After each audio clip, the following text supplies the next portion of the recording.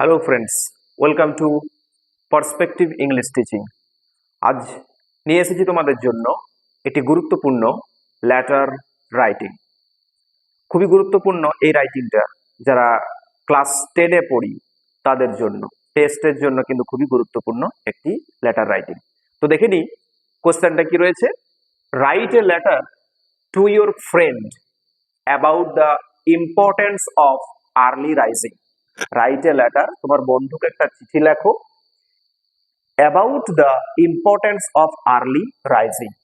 খুব সকাল সকাল ঘুম থেকে উঠে যাওয়া নিয়ে তোমার বন্ধুকে একটা চিঠি লেখো। তো আমরা জানি যে লেটার দুই ধরনের হয়। লেটার হয় দুই ধরনের। কি কি? একটা হলো ফর্মাল, আর একটা হলো informal. Formal letter, informal letter. এই ফর্মাল লেটার আমরা বন্ধু বান্ধব, আত্মীয় স্বজন এদেরকে লিখতে পারি। আর এটাও জানি যে ইনফর্মাল লেটার এখানে অফিসিয়াল হয়, অফিসের কর্মকর্তা বা এডিটোরিয়াল লেটার, এর মধ্যে সব কিন্তু ইনফর্মাল লেটারের মধ্যে সব চলে যায়। তো আমাদের যে লেটারটা সেটা হলো কোন লেটার না, ফর্মাল লেটার নিয়ে। তো এই ফর্মাল লেটারের বিষয়বস্তুটা কি রকম না, ডান ধারে নিজের ঠিকানা লিখতে হয়। এই ঠিকানাটা কার? এই ঠিকানা হচ্ছে নিজের ঠিকানা। নিজের ঠিকানা। তো এখানে নিজের ঠিকানা আমরা দেবো কি? Village, post, police station, district, pincode আর ডেট। যখনই এই নিজের ঠিকানাটা দেওয়া হয়ে গেল, তারপর বাঁ দিকে চলে আসবো। বাঁ দিকে কি লিখতে হয়? অ্যাড্রেসিং করতে হয়, সম্বোধন করতে হয়। ডিয়ার, এখানে আমি ফ্রেন্ড লিখতে পারি, অথবা ফ্রেন্ডের যে নাম, আমি এখানে নামটা লিখছি না, ফ্রেন্ডের নামটাও কিন্তু তোমরা লিখতে পারো। তারপর নামটা লেখার পর কমাটা দিতে পারো। ডিয়ার ফ্রেন্ড, তারপর বন্ধুর নামটা, বা ডিয়ার তারপর নামটা দিলেও কিন্তু লেখা যায়। তারপর কমাটা দিয়ে নিচে থেকে স্টার্ট করবে। কি করেছি, কি লিখেছি দেখি সহজ সরল ভাষায় বন্ধুকে চিঠিটা লিখেছি কিভাবে দেখে নি। It is a long time since I heard anything from you. সহজ একটা বাক্য লিখেছি কি, it is a long time since I heard anything from you. অনেক দিন হয়ে গেল আমি তোর সঙ্গে কথা বললি বা তোর কথা শুনিনি, তোর কথা কিছু শুনিনি, এরকম অনেকটা দিন পার হয়ে গেল। হয়েছে, খুবই সহজ।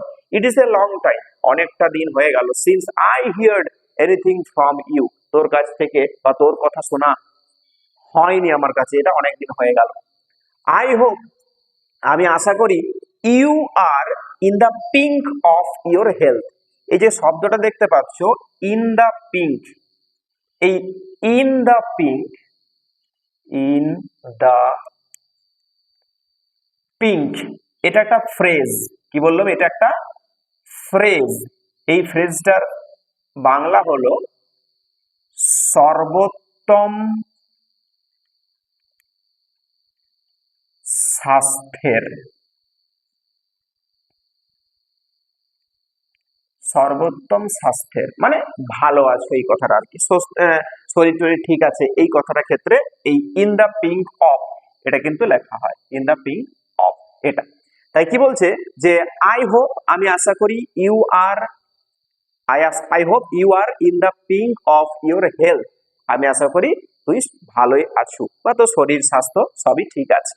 রিসেন্টলি, এই সম্প্রতি হলো, I have heard from your mother, আমি তোর মায়ের কাছ থেকে শুনেছি, দ্যাট যে you are studying still midnight, তুই মধ্যরাত্রি পর্যন্ত পড়াশোনা করছো, and can't get up early in the morning, আর তাই সকাল সকাল ঘুম থেকে উঠতে পারছিস না।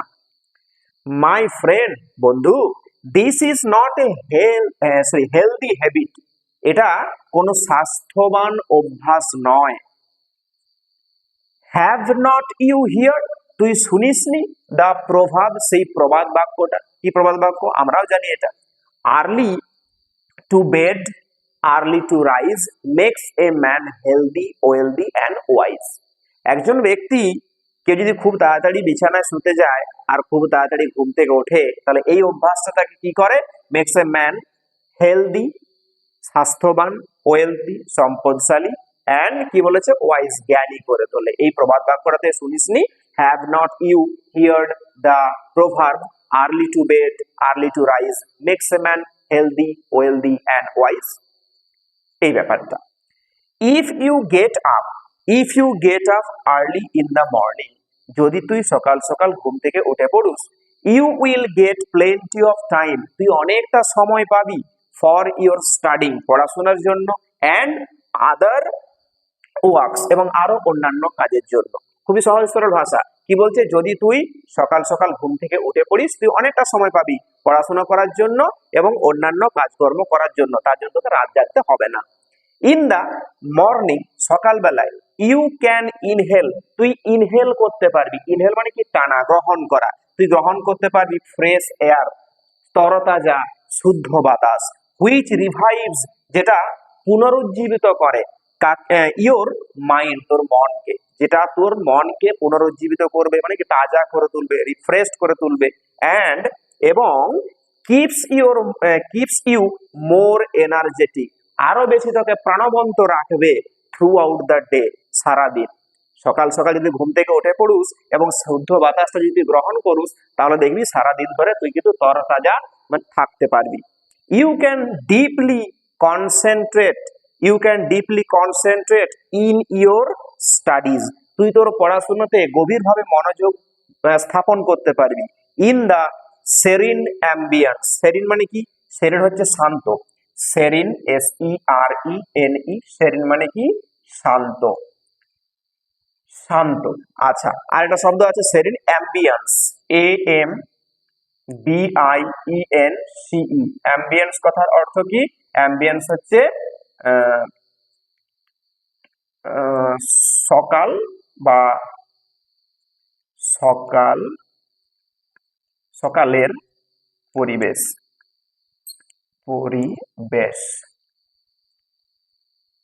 এই যে সকালের যে পরিবেশটা, শান্ত পরিবেশে তুই কিন্তু কি করতে পারবি, ওই তোর পড়াশোনাতে গভীরভাবে মনোযোগ স্থাপন করতে পারবি।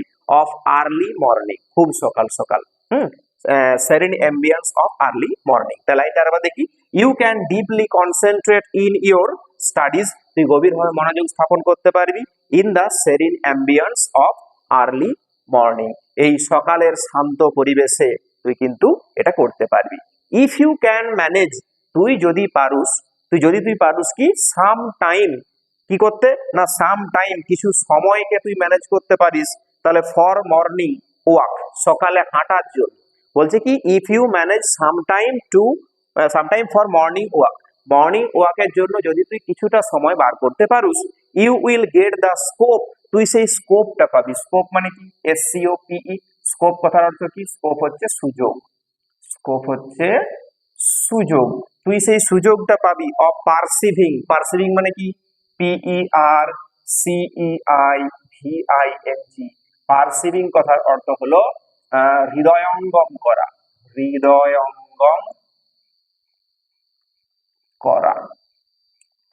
এই হৃদয়ঙ্গম বলতে কি রকম, ওই উপলব্ধি করা, হ্যাঁ, তাই বলছে সেই হৃদয়ঙ্গম করার সুযোগটা তুই পাবি দ্য ন্যাচারাল বিউটিজ, এই প্রাকৃতিক সৌন্দর্যটা। সুতরাং try to get up early in the morning, সকাল সকাল ঘুম থেকে ওঠার চেষ্টাটা কর। নো মোর টুডে, আজ আর বিশেষ কিছু লিখছি না। মোর হোয়েন উই উইল মিট, আরো কথা বলবো যখন আমরা আবার সাক্ষাৎ করব। With regards to your parents, তোর বাবা মার প্রতি শ্রদ্ধা রইল, অ্যান্ড লাভ টু ইউ, তোর প্রতি ভালোবাসা রইল। এরপর যেটা শেষ কাজটা কি করতে হয়, ডান ধারে লিখতে হয় কি, ইয়োর্স ফরএভার লেখার পর নিচে নিজের নাম দিতে হয়, কোনো টাইটেল এখানে দিতে হয় না। আর বাঁ পাশে এসে কি করতে হয়, এখানে বন্ধুর বাবার নাম দিতে হয় CO দিয়ে, তারপরে বন্ধুর অ্যাড্রেসটা লিখে দিতে হয়। যেমন নিজের অ্যাড্রেসে যে জায়গাগুলো দিয়েছিলাম আমরা, সেরকম বন্ধুর অ্যাড্রেসটা এখানে পুট আপ করে দিতে হয়। এই হলো আমাদের কাছে লেটার রাইটিং, যেটা হচ্ছে ফর্মাল লেটার। তাহলে লেটারটা আরেকবার পড়ে দেখিনি, কি, dear friend, it is a long time since I heard anything from you. I hope you are in the pink of your health. Recently, I have heard from your mother that you are studying till midnight and can't get up early in the morning. My friend, this is not a healthy habit. Have not you heard the proverb, early to bed, early to rise makes a man healthy, wealthy, and wise. If you get up early in the morning, you will get plenty of time for your studying and other works. In the morning, you can inhale fresh air which revives your mind and keeps you more energetic throughout the day. You can deeply concentrate in your studies in the serene ambience of early morning. If you can manage some time for morning walk, you will get the scope of perceiving the natural beauties. So try to get up early in the morning. No more today, more when will, when we, when we will meet. With regards to your parents and love to you.